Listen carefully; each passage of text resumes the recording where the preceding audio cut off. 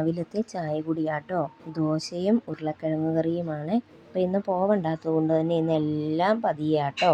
അപ്പോൾ ഞാൻ ചായ ഇരിക്കുന്നതിന് മുന്നേ അരി അടുപ്പയിലിടാനുള്ള വെള്ളം ഇട്ടായിരുന്നു. അപ്പോൾ ചായ കുടിയൊക്കെ കഴിഞ്ഞ് വന്നപ്പോൾ വെള്ളം തിളച്ചു കേട്ടോ. പിന്നെ ഞാൻ അരി കഴുകി അടുപ്പയിലിട്ട് അപ്പോഴാണ് നമുക്ക് നല്ല വെള്ളം ഇല്ലായിരുന്നു കേട്ടോ. പിന്നെ കുറച്ച് നല്ല വെള്ളം കോരിക്കൊണ്ടുവന്ന് ഇത് നമ്മൾ കുടിക്കാനായിട്ട് എടുത്ത് വയ്ക്കുന്ന പാത്രം കേട്ടോ.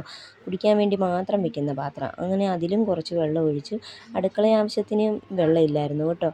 പിന്നെ കുറച്ച് വെള്ളം അടുക്കള ആവശ്യത്തിനും കൂടെ കൊണ്ട് വെച്ചു കേട്ടോ. ഇത് നമ്മൾ തീ പിടിപ്പിച്ചുകൊണ്ടിരുന്ന സ്ഥലമാണ് കേട്ടോ. അപ്പോൾ ഭിത്തിയിലെല്ലാം പുക പിടിക്കുന്നതുകൊണ്ട് ഇപ്പോൾ തീ അവിടെ പിടിപ്പിക്കുന്നില്ല, അവിടെ വെള്ളമാട്ടോ വയ്ക്കുന്നത്. പിന്നെ കുറേ തുണി ഉണ്ടായിരുന്നു അലക്കാനായിട്ട്. ഇതിന് മാത്രം തുണി എവിടുന്ന് വരുന്നതെന്ന് എനിക്കറിയില്ല.